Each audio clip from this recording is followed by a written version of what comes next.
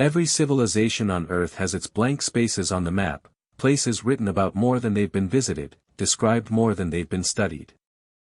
Tibet, sitting nearly 3 miles above sea level on the highest plateau on the planet, has more of those blank spaces than almost anywhere else left on Earth. Part of that is geography. Average elevations above 4,500 meters, oxygen levels roughly 40% lower than at sea level, and mountain ranges that make simple travel between neighboring valleys a multi-day undertaking. Part of it is politics. For centuries, Tibet deliberately restricted foreign entry, and even today, travel through much of the region requires special government permits, with entire areas remaining formally closed to outside visitors.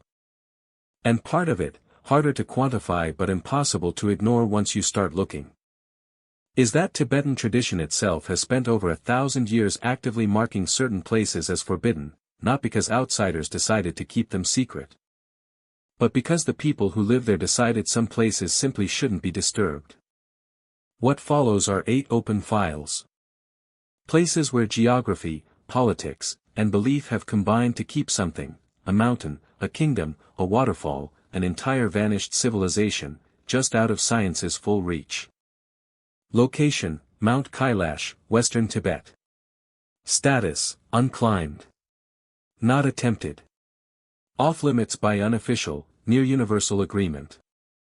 Kailash rises 6,638 meters into the sky, a strikingly symmetrical, near-pyramidal peak that dominates the landscape of Western Tibet, and unlike nearly every mountain of comparable height on Earth, it has never been summited, and virtually no one has seriously tried. The reason isn't technical difficulty, though the terrain is genuinely demanding. It's that Mount Kailash sits at the sacred center of not one but 4 major world religions simultaneously: Hinduism, Buddhism, Jainism, and the indigenous Tibetan Bon tradition all independently regard the mountain as a literal axis of the spiritual universe, believed by Hindus to be the physical dwelling place of the god Shiva, and by Tibetan Buddhists to be one of the holiest sites on Earth. In 1985, a Spanish expedition secured official Chinese government permission to attempt the summit, and the resulting international religious backlash was significant enough that the Chinese government withdrew permission before the climb could take place. Since then, climbing Kailash has remained essentially unthinkable, both formally discouraged by Chinese authorities managing the region and, more powerfully, treated as an act of genuine spiritual violation by the millions of pilgrims who circumambulate the mountain's base on foot every year instead. A 52-kilometer ritual circuit that devout practitioners believe, if completed correctly, carries profound spiritual benefit. No official climbing ban exists in the same legally codified way Bhutan's mountain restrictions do. Kailash remains unclimbed almost entirely through sustained cultural consensus rather than a single written law, which, in its own way, makes the taboo even more remarkable: an entire mountain, left permanently untouched, not because anyone was ordered to leave it alone, but because virtually everyone who might attempt it has simply, collectively, chosen not to. Location, Gyuj Kingdom ruins, Ngari region, Western Tibet. Status, abandoned. Cause of collapse still disputed. At its height, the Gyuj Kingdom controlled the entire Ngari region of far western Tibet, ruling for roughly 7 centuries. From its founding around the 9th century AD by descendants of the collapsed Tibetan Empire, through 16 successive kings, until its sudden, catastrophic end sometime in the mid-17th century. Its capital, Saparang, was a genuinely remarkable feat of engineering, an entire fortified city carved directly into a towering earthen ridge over 300 meters high, containing, according to later archaeological survey, more than 300 houses, 400 temples, dozens of watchtowers, granaries, defensive tunnels, and close to 1,000 individual cave chambers cut into the cliff face. Gyuj wasn't a minor regional outpost. Under King Yeshao in the 10th century, the kingdom became a major center for the revival of Buddhism in Tibet following the earlier empire's collapse, funding monastery construction, sponsoring monks to study directly in India, and helping translate Sanskrit Buddhist texts that would shape Tibetan religious tradition for centuries afterward. And then, according to surviving historical accounts, a succession dispute in the mid-1600s led one royal brother to invite an outside Ladakhi army to attack the Gyuj capital and depose the ruling king, and in the chaos that followed, the sophisticated, centuries-old kingdom didn't simply decline. It effectively disappeared, its population scattered or lost, its capital left abandoned almost exactly as it stood, leaving behind, according to local tradition, a civilization that vanished essentially overnight. Modern historians generally accept the outline of the Ladakhi invasion as the immediate political trigger, documented in surviving Tibetan and regional records. What remains genuinely unresolved, and actively debated among researchers today, is the deeper, underlying question of why a kingdom this established, this culturally significant, and this well-defended collapsed so completely and so permanently, rather than recovering the way most conquered regional powers of this era eventually did.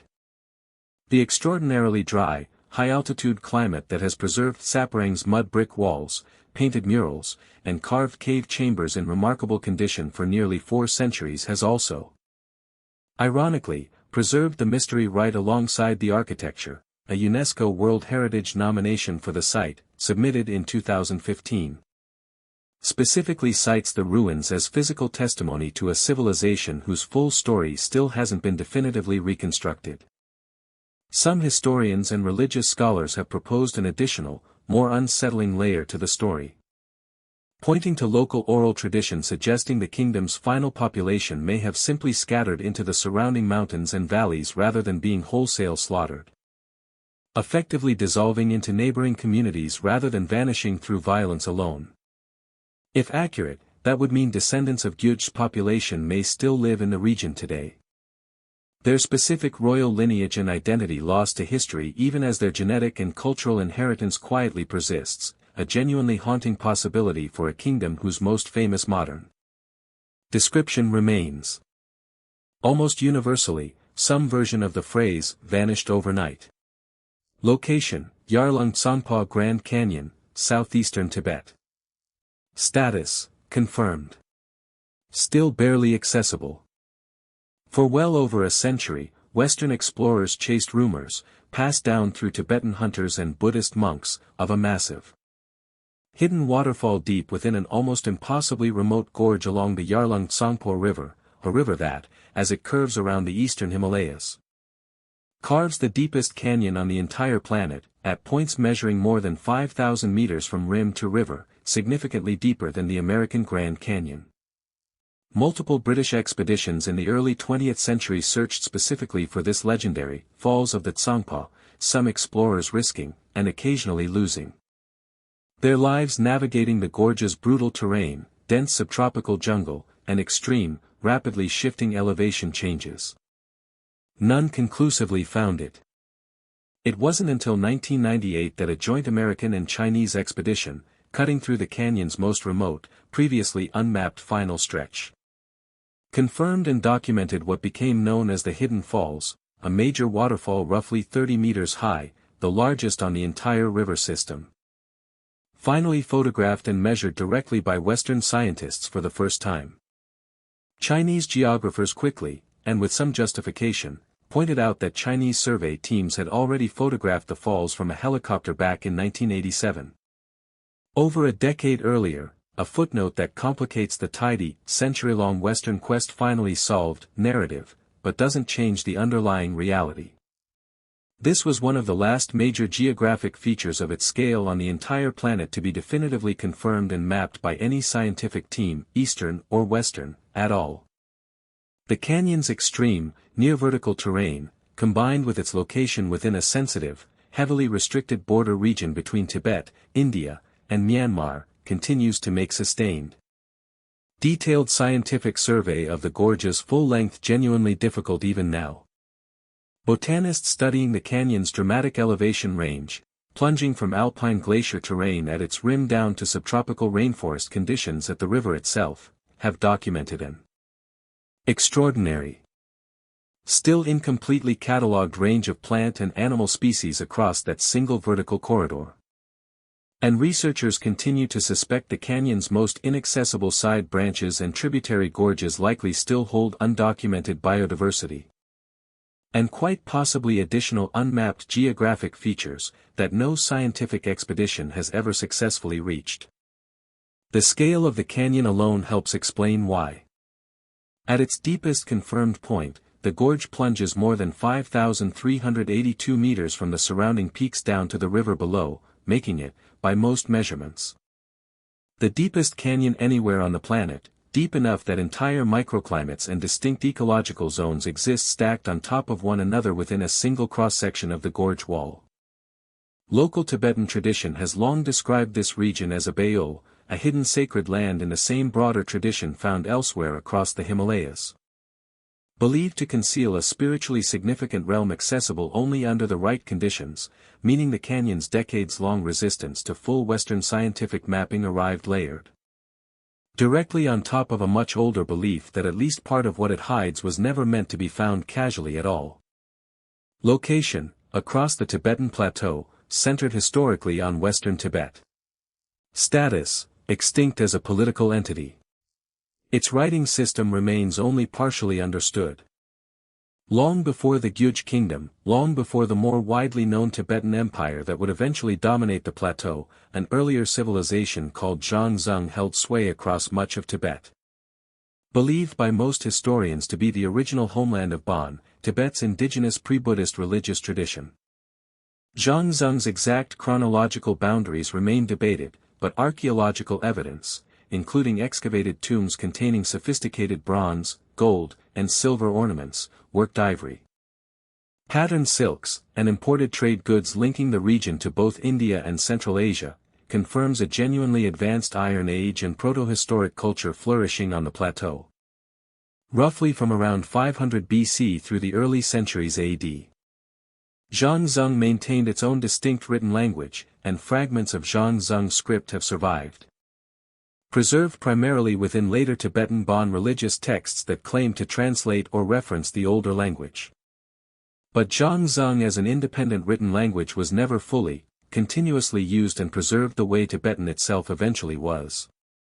And modern linguists and Tibetologists continue to debate significant aspects of the script's grammar, vocabulary, and even its precise relationship to the broader Tibeto-Burman language family, meaning an entire ancient civilization. Sophisticated enough to produce elaborate metalwork and maintain far-reaching trade networks, left behind a written record that remains, in meaningful part, still being pieced back together by specialists today. The kingdom's political end came in the 7th century AD, absorbed by the expanding Tibetan Empire under the powerful ruler Songtsen Gampo, but rather than being erased.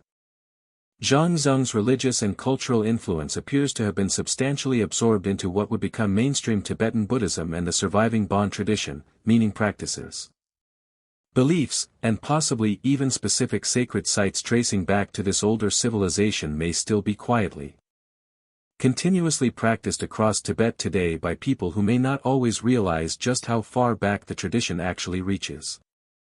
In recent years, Chinese archaeological teams have begun excavating what's believed to be a major Zhangzung stronghold, potentially even its ancient capital. Though full publication and peer-reviewed analysis of these findings remains, as of the most recent reporting, still substantially in progress. Location: Lamo Lotso, Central Tibet. Status: actively used in religious practice. Restricted, remote pilgrimage site. Tucked into a remote valley roughly 115 kilometers southeast of Lhasa sits a small, otherwise unremarkable-looking lake that occupies an outsized role in one of the most significant religious and political processes in Tibetan Buddhism. The identification of reincarnated senior lamas, including, according to tradition, the Dalai Lama himself. Tibetan Buddhist tradition holds that Lamo Lotso, meaning roughly Oracle Lake, is inhabited by a protective deity capable of revealing visions on the lake's surface to sufficiently pure, meditatively prepared observers, visions that have historically guided senior religious officials in identifying the specific child believed to be the reincarnation of a recently deceased High Lama.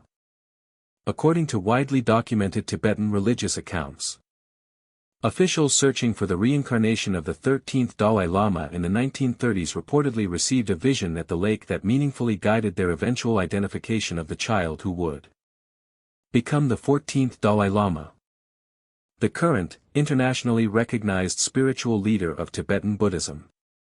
Whatever explanation one brings to the practice, religious faith, psychological suggestion shaped by ritual and expectation, or simple coincidence retroactively woven into significance, Lamo Lotso remains, to this day, an actively significant pilgrimage site.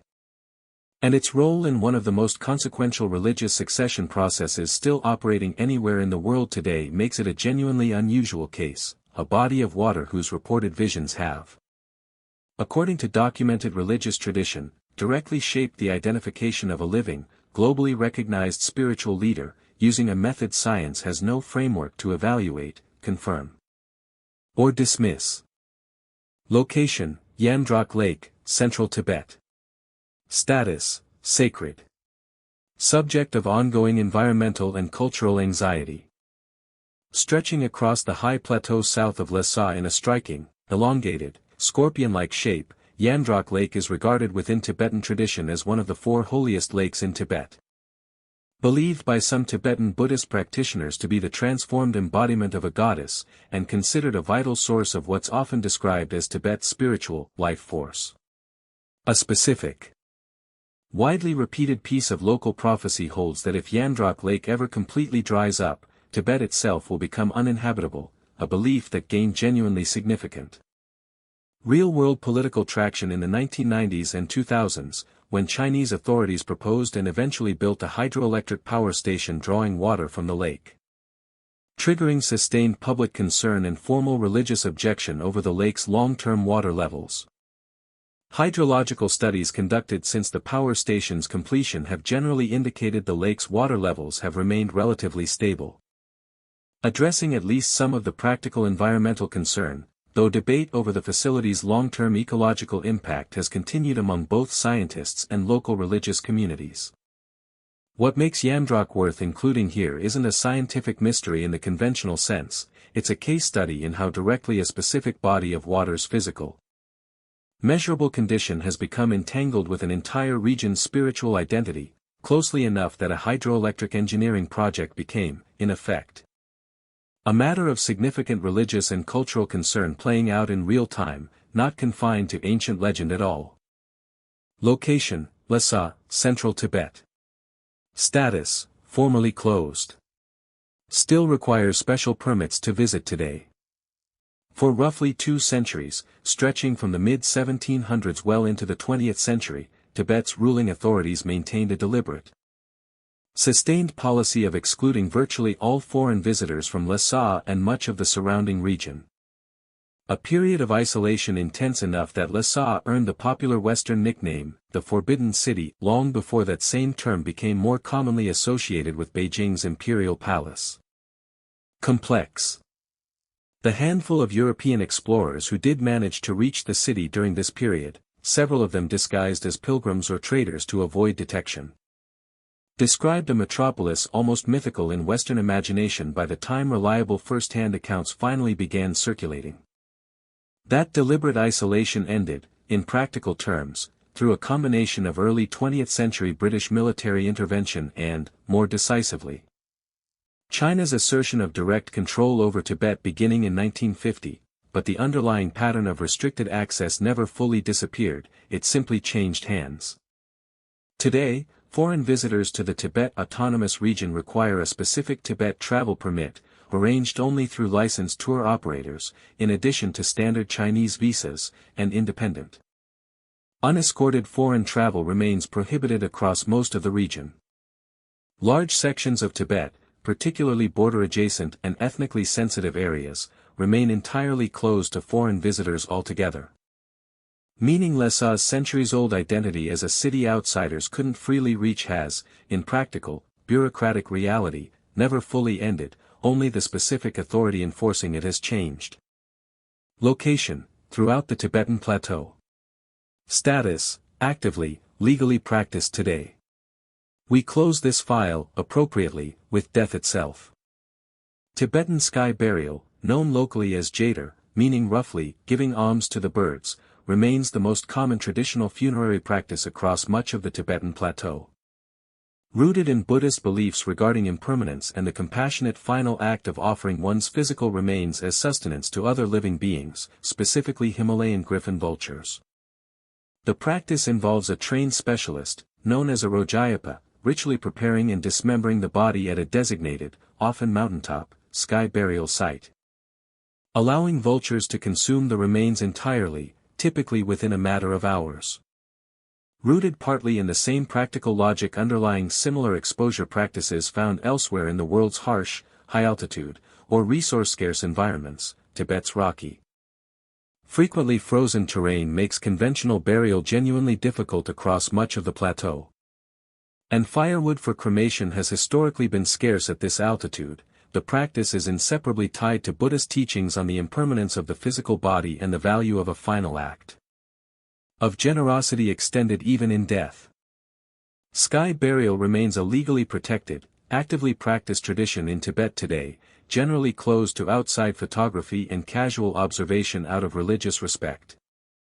Meaning most of what happens at these sites is something the vast majority of the outside world will simply never directly witness, the final file on this list that isn't a mystery of the deep past at all, but a living practice, continuing quietly, right now, largely beyond outside view. 8 Files. A mountain no one has dared to climb, guarded by belief rather than law. A kingdom that vanished so completely its own collapse remains a debated question centuries later. A waterfall that took the combined efforts of 2 nations and nearly 100 years to confirm. A civilization whose own language researchers are still translating back into meaning. A lake that has helped choose a living spiritual leader. A lake Tibet has decided cannot be allowed to disappear. A city that spent 2 centuries deciding, on its own terms, who was allowed to see it. And a tradition that, right now, somewhere on that plateau, is turning the dead back into sky.